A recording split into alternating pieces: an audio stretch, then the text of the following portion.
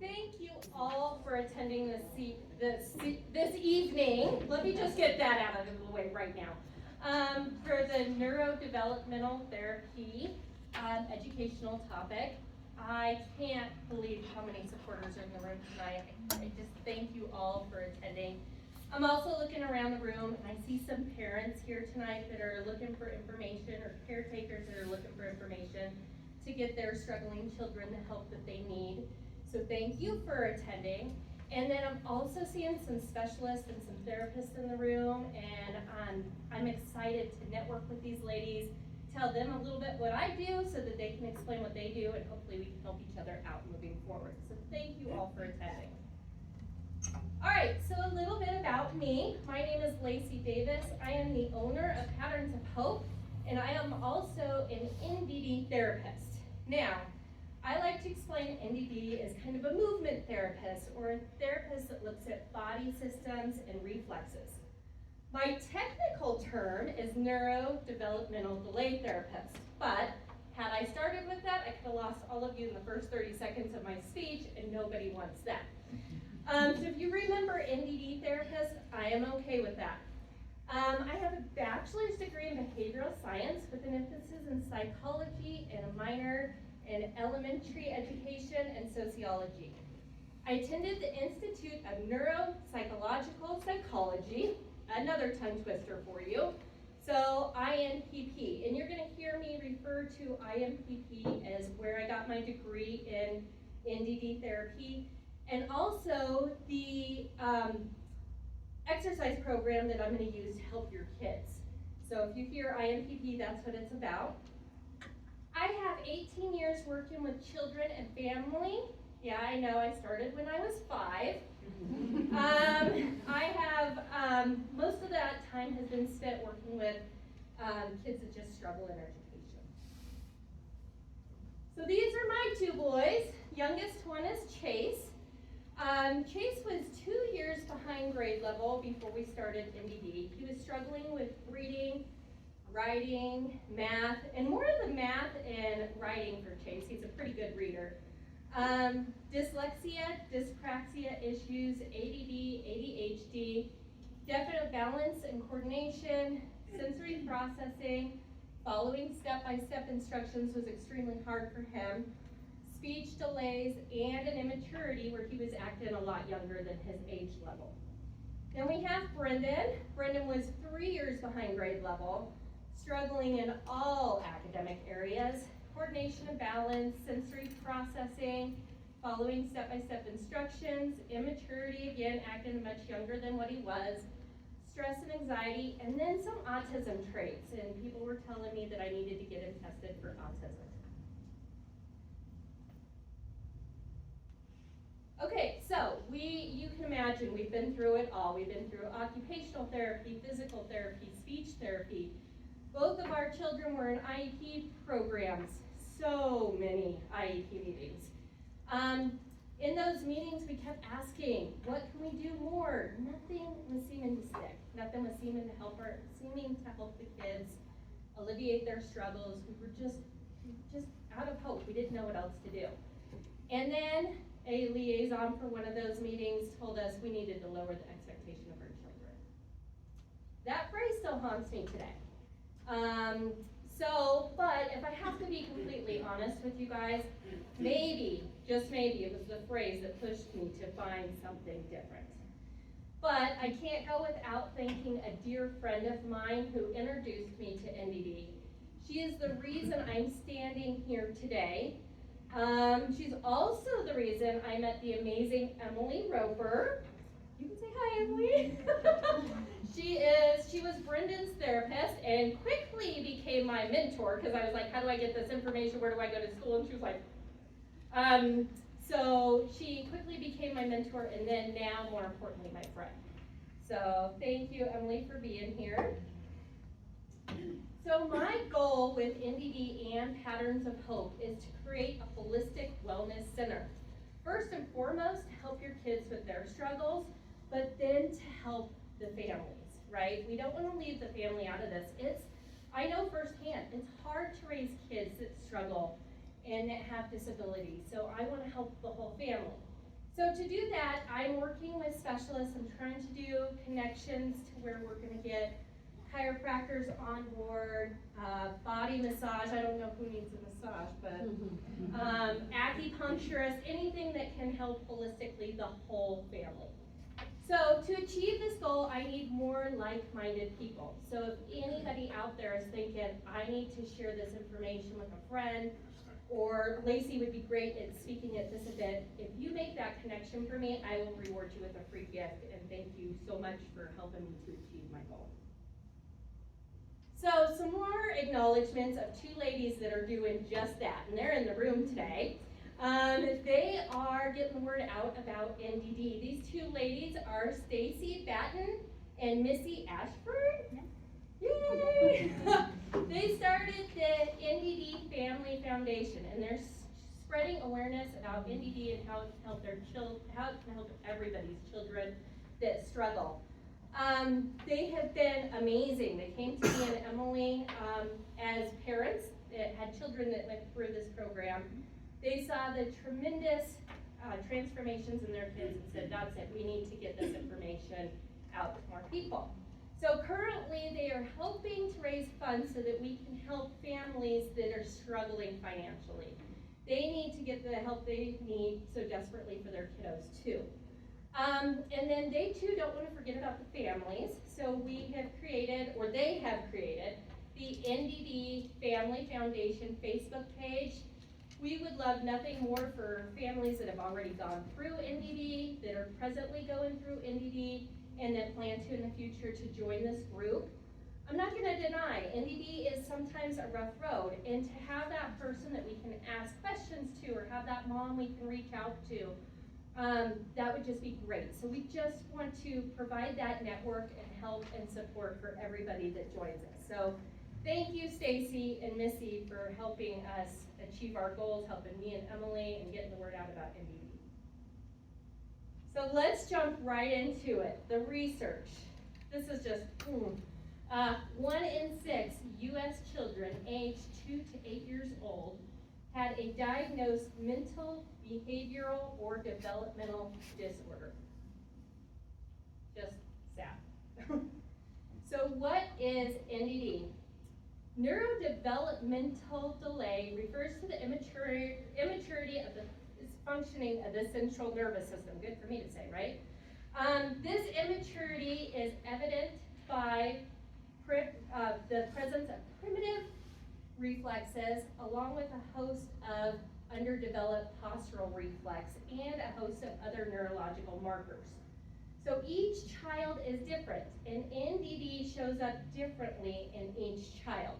So some of the things we're seeing at Patterns of Hope is emotional instability, behavior problems, poor hand and eye coordination, difficulties in school, especially in reading, writing, and math, stress and anxiety, hypersensitivity, ADD and ADHD, motion sickness, decreased immune system, and inflexibility.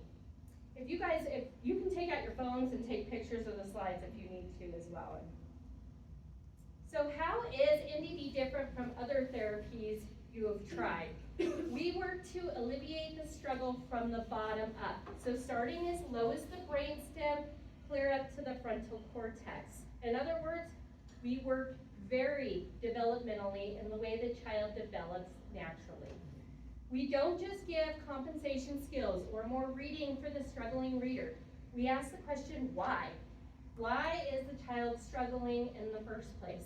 And then we look at several brain and body systems that provide the foundation for future brain development, and we start there. So we look at things like brain balance and coordination, the stress response, motor skills, primitive and postural reflexes, vestibular or visual perceptual skills, and vestibular functioning. So I would like to explain vestibular functioning by having you guys watch this quick video.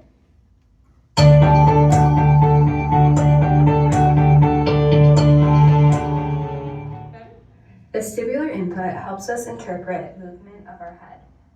We have fluid in our inner ear canals that moves and changes directions as our head moves and changes directions. It lets our brains know where our heads are in space. Vestibular input allows our bodies to know if we're sitting still or spinning, if we're moving fast or slow, and if we're moving with gravity or against gravity. It also allows us to determine which direction we are going and coordinate our eye movements with our head movements.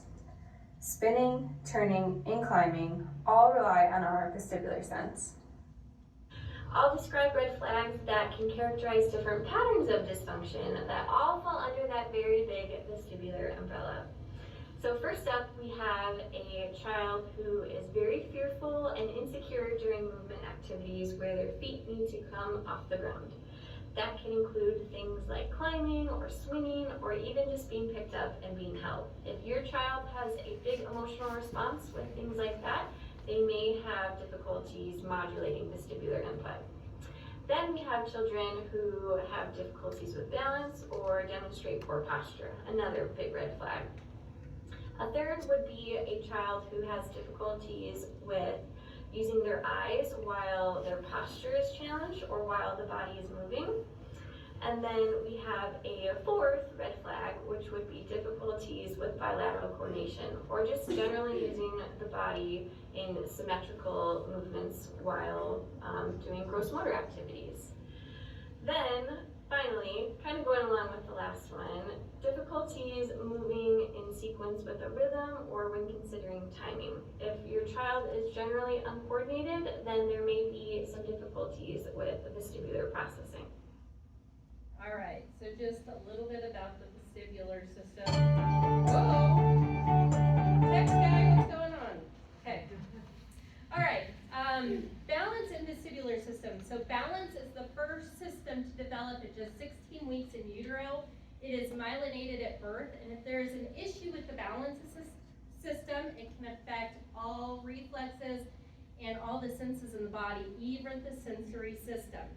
The vestibular system operates very closely with the reflexes and facilitates balance. You're going to hear vestibular and balance throughout this presentation. They're the first areas we look and help with before we move on to the reflexes, but they're very important parts. So this is where we're going to look for poor balance, delays. Some kids are really bouncy and can't sit still. I'm touching things I shouldn't be. Poor balance, delays in sitting, crawling, walking, poor muscle tone, easily disoriented, clumsiness, difficulties in sitting still. They usually like to spin or rock, poor organization skills, and poor sensory processing. So let's just rewind and start again.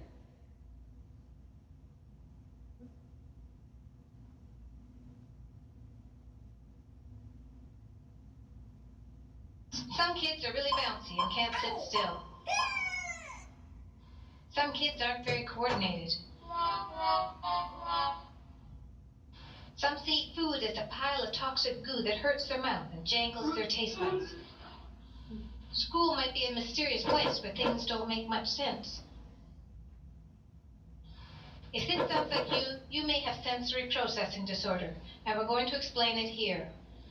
Your body has 7 senses: vision in your eyes, hearing in your ears, touch in your skin, taste in your mouth, and smell in your nose. And you have 2 movement senses: your muscles and your sense of balance. In sensory processing disorder, these senses don't communicate right with your brain. Think of the nerves connecting your brain and senses as a set of roads. Those roads should be smooth superhighways so that the senses and brain can communicate fast. If you have sensory processing disorder, then some of your roads are bumpy and rough. You can also think of the senses as having a broken volume control. If the volume is too high, you'll feel your senses too strongly. If the volume is too low, you won't feel sensation at all. In fact, you'll want more. Some kids overcome these problems as they grow older. Others need help. Okay, and as you've probably guessed, patterns of help can help. So what do you think of when I say reflex? Many people think of what the picture's showing, the doctor slamming the hammer against your knee and your knee pops up, right? So reflexes are strong stereotyped movements that help babies survive and develop more advanced skills. These reflexes that the baby is born with should be integrated to more advanced postural reflexes and then into adult reflexes. How does patterns of hope help the body system and reflex that have not integrated correctly? If we determine a reflex or a body system isn't integrated the way it was supposed to in normal development, we work with this body or body system, the reflex or the body system, giving the child just a little bit more exercise. So again, these are the INPP exercises, and they mimic utero movement or early infancy movements. This exercise is intended to give the reflex just a little bit more practice so they can emerge into a postural or adult reflex as they should have in the developmental process. So what happens if the primitive reflex does not integrate fully? Well, that's when we see huge implications on learning, balance and coordination again, and behaviors. Some of the primitive reflexes we work with at Patterns of Hope, and this is just a few because we work with so many. For time's sake, I couldn't share all of them with you guys. And the body has so many different reflexes as well. So one of them I'm going to mention tonight is the palmar reflex. Holding a utensil or a writing utensil or an eating utensil is going to be very difficult. You may see the immature grasp of that utensil. The beginning stage of us crawling, they're going to have so much sensitivity in their palms that they're not going to be comfortable placing them on the ground to crawl. You may see them come up on their fingertips or use their fists to crawl, and some may avoid crawling. Rooting is the reflex you're thinking when you brush the infant's cheek and they turn to receive the food.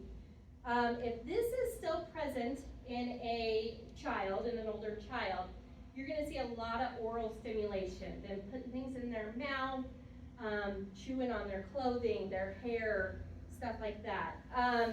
Speech and articulation issues can be a big one with this as well. Had I known this in the beginning of our journey, I could have, looked at these reflexes instead of just getting speech therapy. The spinal gland has a huge presence right now, because this one is poor concentration, the kid that always fidgets, they're running around the room, they're going from thing to thing, they're uncomfortable sitting down, having dinner. I don't know about you guys, but that sounds like ADD and ADHD to me. So they're looking at this reflexes as attributing to those areas. The plantar grasp reflex in the foot is the same as the palmar, really, is they're going to have sensitivity in their feet, they're going to become the toe walkers, they're going to be walking on their toes, and they're going to have some gravitational insecurities. So what happens if a postural reflex does not integrate correctly? Well, again, you're still going to see the implications on learning, balance and behavior, or balance and coordination and behavior. Some of the postural reflexes we help to emerge at Patterns of Hope are the head writing reflex.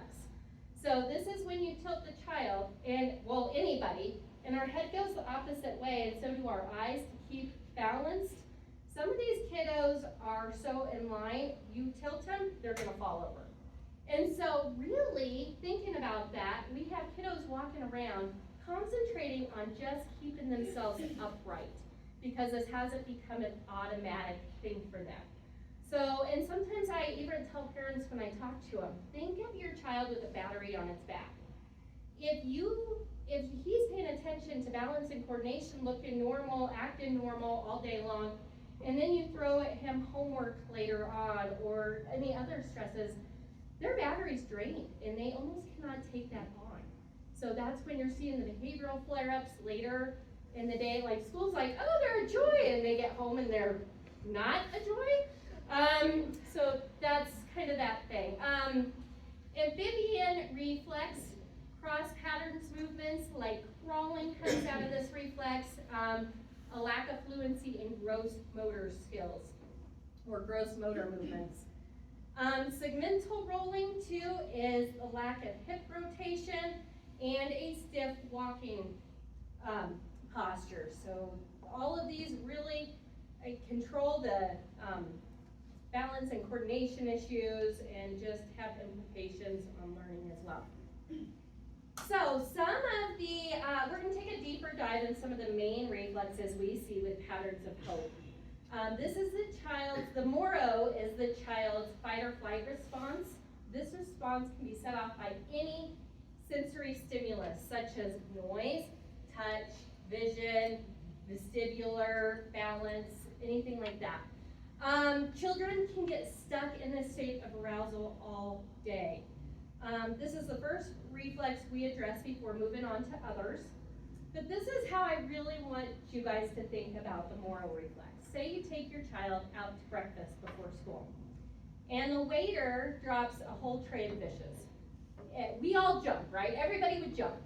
But we all scan the room, figure out what happened, and then we're able to calm ourselves down. Well, it looks as if our kid has calmed himself down too, but not a kiddo with a Moro. Okay, they can get stuck in this scared feeling all day long. And so now we're going to take them into a school setting, and they're going to be fidgeting in their chair. They're probably going to sit in the chair way back there so they can focus on the whole room. They're going to be going back and forth. They're going to be looking around. They're going to be so worried, anxious, stressed, just because they're afraid that that sound is going to come back. And now we're expecting them to pay attention to the teacher and learn and do their best, and they cannot physically do that at that point. So balance and coordination. So some of the symptoms you're going to see is balance and coordination. Again, hypersensitivity, hyposensitivity, hyperactivity. Some of these kids are going to be running around, bouncing around the room. Some of these kids are going to hide in the corner and want to be left alone and, put a wall up and leave me be.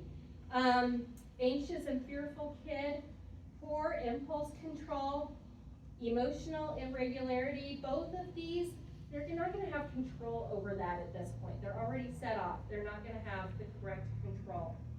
They're going to be prone to motion sickness, immune struggles, and stimming, as you would see in maybe an autistic child.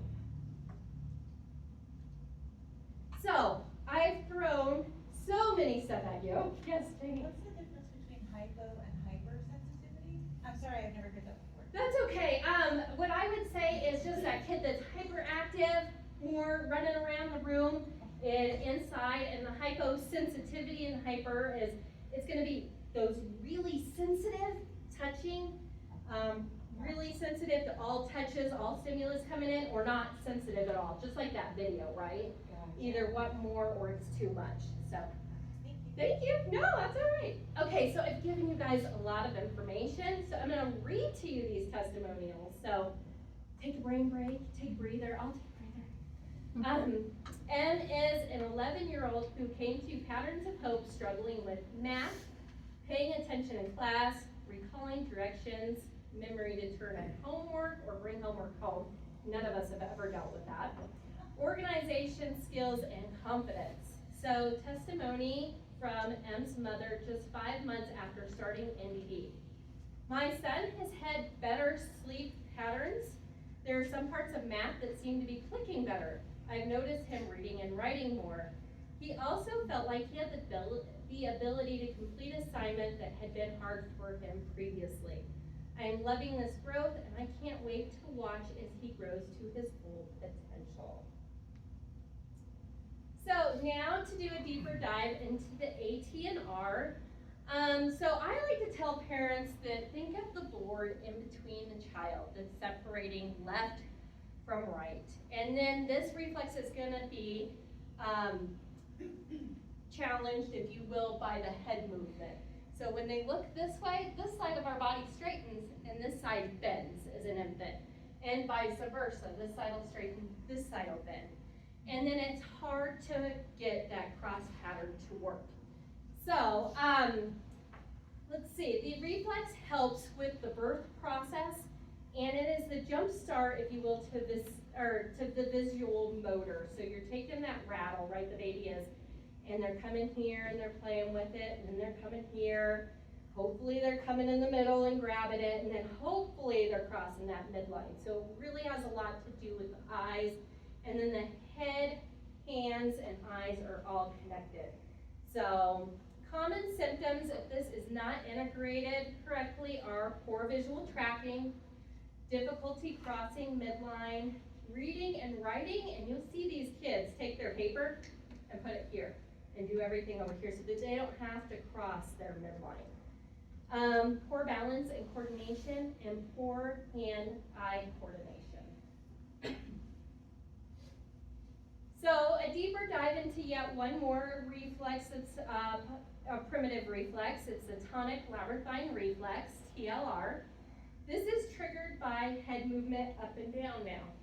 So when the head extends, so does the arm and the rest of the body. So you're going to see those stiff postures. When the head flexes, the rest of the body wants to curl up, is in that top picture there. This usually helps with muscle tone, visual motor skills, and good vestibular functioning. If you think of all the fluid in our ear canals, all this head movement is going to help that balance and coordination. So TLR inflection, difficulties with visual motor skills, low muscle tone and posture. You can imagine, right? If the head goes down, they're going to be slumped over. They're going to be the kids that don't walk, upright, pay attention, look at me, those kind of things.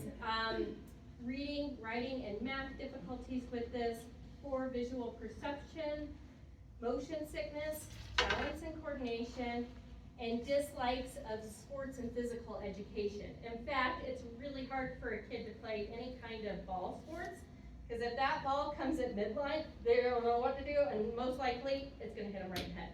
So they don't like, physical sports, education, stuff like that. TLR in extension is just the way it sounds. It's kind of the opposite. It's that toe walking.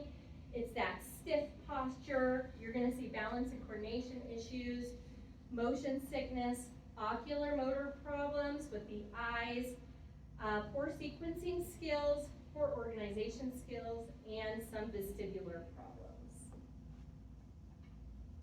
So again, another brain break. MT is a 9-year-old who came to Patterns of Hope struggling with learning, disabilities in all subject areas, balance and coordination issues, behavior and mood fluctuations, and eye crossing issues. Testimony from MT's mother just 6 months after starting NDD. My daughter has seen major improvements in school, attention, and even memory. Things are finally starting to stick when it comes to phonics and letter spacing. She's loving school again, and we are seeing better recall and her being able to tell me about how her day went. We've all been there, right? How was your day? Fine. I don't know. Maybe I'm the only kid or the only parent that has heard that from their kiddos. I don't know. She actually has begun to develop a more mature attitude and wants to help out around the house. Now, parents, I'm not saying that every kid's going to help you out around the house, but we can hope. We can hope. My child's become an entirely different, improved person since starting this therapy. So this is a deeper dive into the STNR, which is a postural reflex, going into a postural reflex. So the way we work so developmentally is this one's still head movement up and down, but we've taken care where that it's the TLR has integrated to a certain degree before this one's going to come in. So this one's much different to where when the head goes up, the arm's straight and the legs bend. That baby's ready for crawling, right? But when the head comes down, the arms bend and the legs extend. That's going to be a really difficult crawling position. And kids with this reflex tend to take up the bunny hop or scoot differently or avoid crawling altogether. So we're gonna look at retained STNR symptoms, poor balance and coordination. Have you guys heard that enough tonight? Poor visual skills, difficulties with reading, writing, and math. I see a lot of math issues with this one. The W sitting position is quite comfortable for them. I don't know if anybody would like to sit in that position right now. Difficulties with attention, paying attention, and then poor hand-eye coordination. And I want to just think of the blackboard at school, and they're copying it down on their paper. Their head's constantly going in extension and flexion. So we're doing this, and our hand wants to do this, and they're asking me to copy, and that's just a very difficult task, right? It's like a rubber band attached to your arm. So, how is Patterns of Hope different from other therapies? So each child has their own developmental pattern, and NDD looks at each child differently to help us determine the best integration program for that child. So it's not a one size fits all. We look at the child and we determine what they need.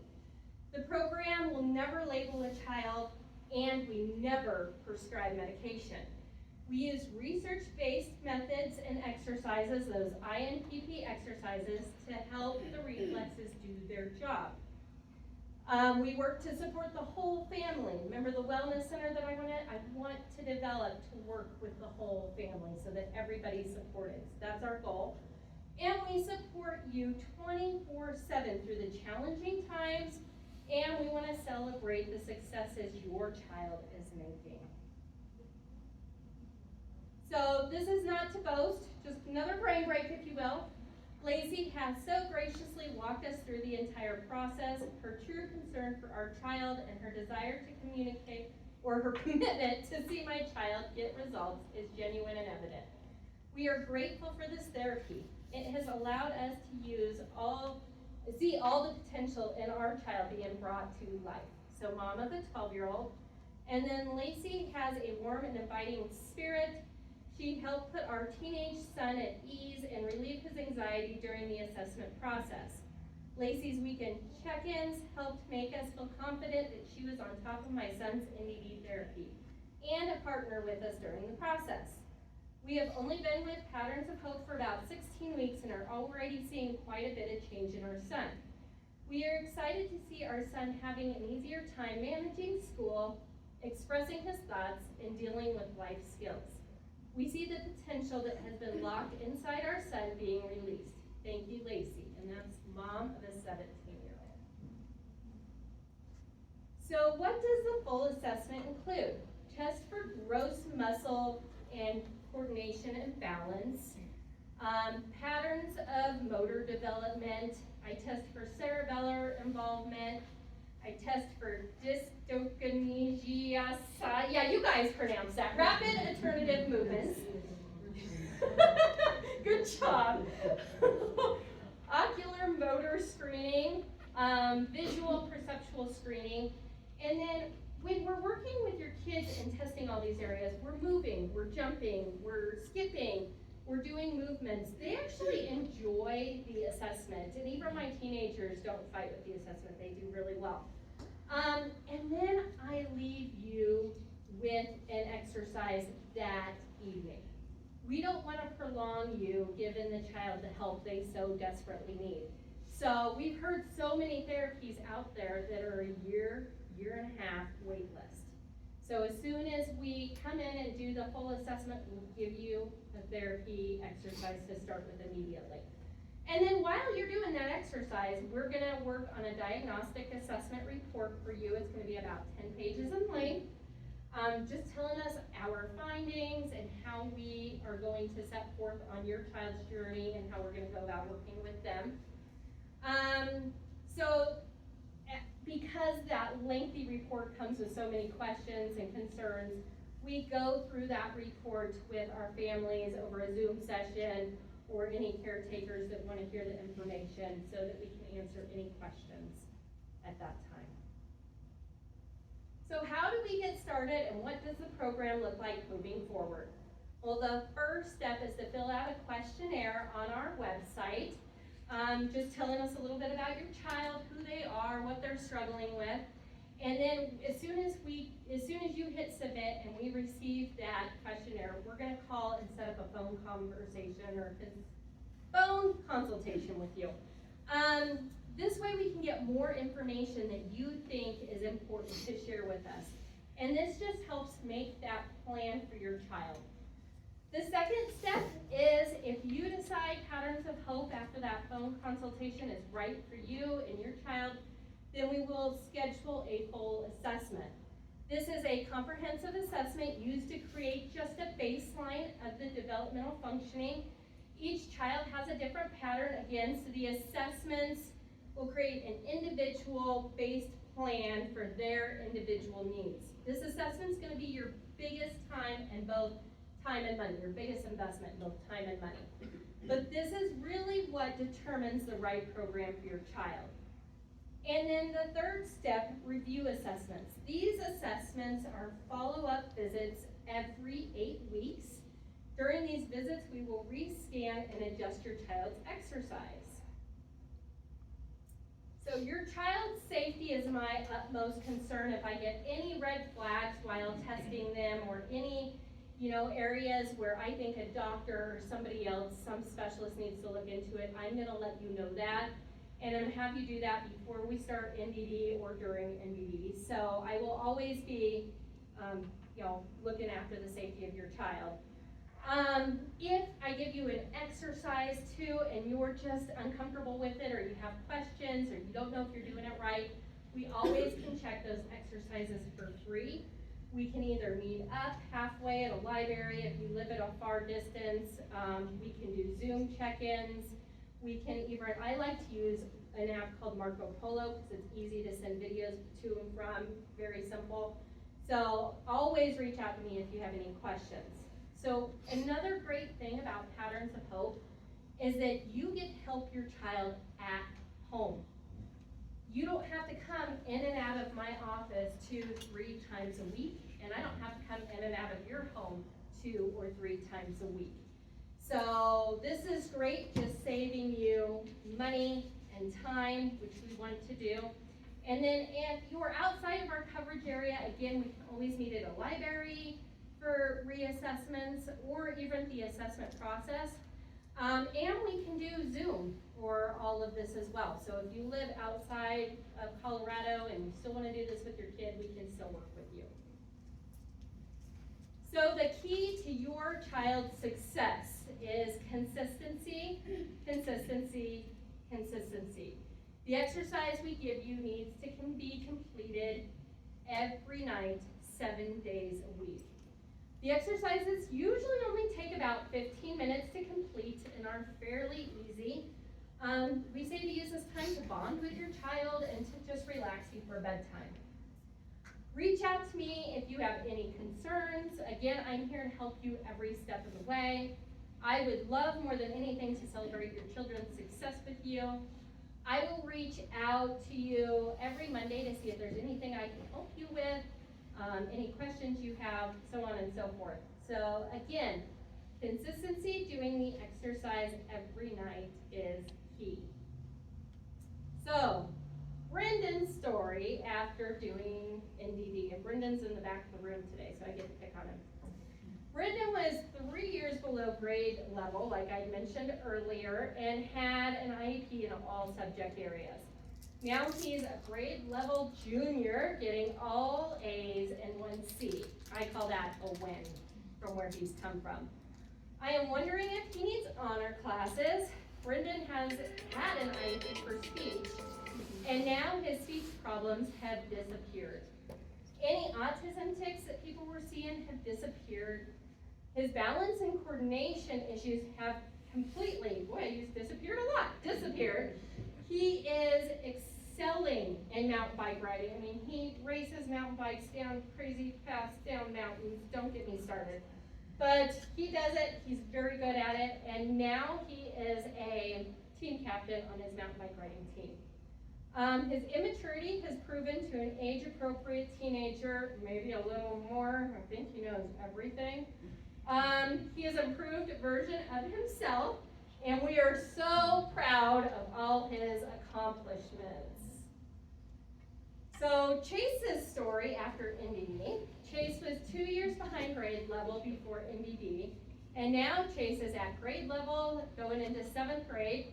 Chase had an IEP in all subject areas, Oh, and I skipped that they're asking me if he needs honor classes as well. Chase had an IEP in speech, sensory processing, dyslexia tendencies, ADD, ADHD symptoms. All of these areas have improved or completely resolved. Chase's balance and coordination has tremendously improved, and his soccer team just took second place this season. So we're proud of his accomplishments. His immaturity has improved to an age-appropriate 12-year-old going on 19-year-old. His behavior and emotional problems that he had are now gone. He is an improved version of himself, and we are so proud of his accomplishments. So, now imagine your child. Loving school, no more learning struggles, less behavioral issues, less stress and anxiety, improved focus and attention, better coordination, being successful in life, and so much more. So now is the time. If you think NDD and Patterns of Hope help your child, please fill out the questionnaire on our Get Started page of our website.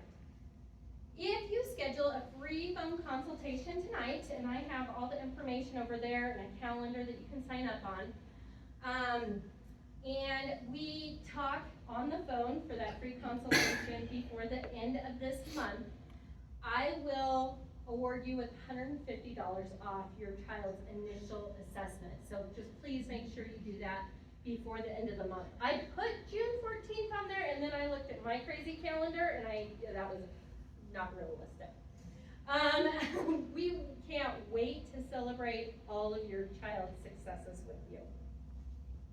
So take a picture of this slide. There's so many ways for connecting with us. The Patterns of Hope Facebook group, the NDD Family Foundation Facebook group, and Instagram. I have my website on here, www.patternsofhope.com, and then all my other contact information. Now here's what I need you guys to do. Please fill out those long slips of paper on your table, put your information at the bottom, because we're gonna do 2 drawings for gifts I have tonight. So I want all my supporters and everybody to do this, even like a kid they know, or just fill out the bottom. If you're just here to support, that's great too. So I just can't thank you all enough for coming tonight, for supporting, for hearing about NDD. It just takes groups like this and getting it out into other people's minds that there is something different and there's another way to help children. So I hope this presentation was of value to you, and I hope you walk away with had learned something. So thank you so much again for attending.